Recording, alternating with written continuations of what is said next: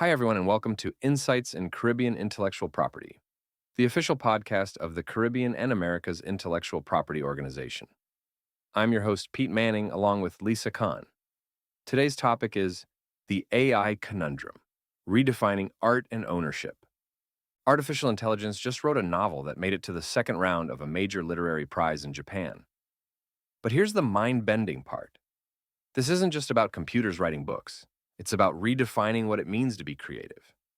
That's fascinating, and it reminds me of this incredible project called The Next Rembrandt, where they used AI to create an entirely new painting in Rembrandt's style. The computer analyzed thousands of his works to understand his techniques. You know what's wild about that project? They spent 18 months analyzing 346 paintings and created something with 148 million pixels. It's not just copying. It's like teaching a computer to think like Rembrandt. Well, that raises an interesting question. Can we really say the computer is thinking like Rembrandt, or is it just really sophisticated pattern recognition? That's exactly where this gets complicated. These neural networks aren't just following preset rules. They're actually learning and making independent decisions throughout the creative process. It's way beyond simple mimicry. So let me add something interesting here. These AI systems are being used in journalism too. Google is funding programs to write local news articles, which could completely transform the media landscape. Right. And that brings us to the huge legal questions this raises. I mean, who owns the copyright when a computer writes an article? The programmer? The company? The person who pressed the button to start the process? That's exactly what's causing headaches in the legal world. Different countries are handling it completely differently. You know what's fascinating? The United States has taken a pretty clear stance. Their copyright office will only register works created by human beings. But the UK has gone in a totally different direction.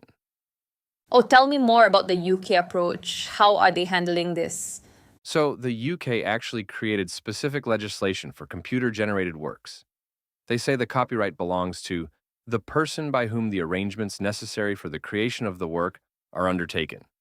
But even that leaves some pretty big gray areas. Well, that makes me think about the economic implications. If companies invest millions in AI systems but can't protect the content under copyright law, what's their incentive to keep developing these technologies? Exactly. And it's not just about protecting investments. These systems are getting so sophisticated that soon we might not be able to tell the difference between human-created and AI-created content. There's this Stanford PhD student who taught a neural network to write like Shakespeare, and the results were incredibly convincing. That's mind blowing. And it's not just happening in literature. AI is composing music, creating visual art, even writing poetry. Speaking of music, these AI systems can now generate new compositions just by listening to recordings. They analyze patterns, understand structure, and create something entirely new. The implications for the music industry are enormous. You know what's really interesting about that? It could completely transform how we think about background music for videos, games, and advertising. Companies could potentially generate unlimited original music without licensing fees. But here's what keeps me up at night. Are we reaching a point where creativity isn't uniquely human anymore? I mean, these machines are making independent decisions, learning from patterns, and creating things we've never seen before. That's such a profound question. It really gets to the heart of how we define creativity and consciousness itself. And let's not forget that all this AI creativity is still built on human foundation. These machines are learning from centuries of human art, music, and writing. But what happens when they start creating things that don't reference human work at all? That's a fascinating possibility. How would we even recognize or appreciate art that's completely divorced from human creative traditions? Throughout history, new technologies have always influenced and changed the way we create art. From the invention of photography to digital tools, each advancement has sparked similar debates about authenticity and creativity. Well, maybe instead of seeing AI as a replacement for human creativity, we should think about it as a new collaborative tool, something that enhances rather than replaces human creative potential.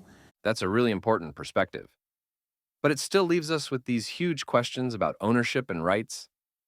We need to figure out the legal and ethical frameworks now, not after AI-generated content is everywhere. The pace of development is just incredible. Soon we might be dealing with AI that can create entire virtual worlds complete with their own art, music, and literature. And that's why this conversation matters so much right now. We're at this crucial turning point where we need to decide how to handle these emerging technologies in a way that encourages innovation while protecting creative rights. It really comes down to some fundamental questions about the nature of creativity and artistic value, doesn't it? Absolutely right. And you know what? Maybe the real revolution isn't just in what AI can create, but in how it's forcing us to re examine our assumptions about creativity, consciousness, and what it means to be human. That's such a powerful way to look at it. We're not just witnessing a technological revolution, we're part of a philosophical one too. Thanks for joining us on this episode of Insights in Caribbean Intellectual Property. Please follow us wherever you listen to this podcast so that we can let you know when there's a new episode. If you listen to us on YouTube, please like, subscribe, and share. See you next time.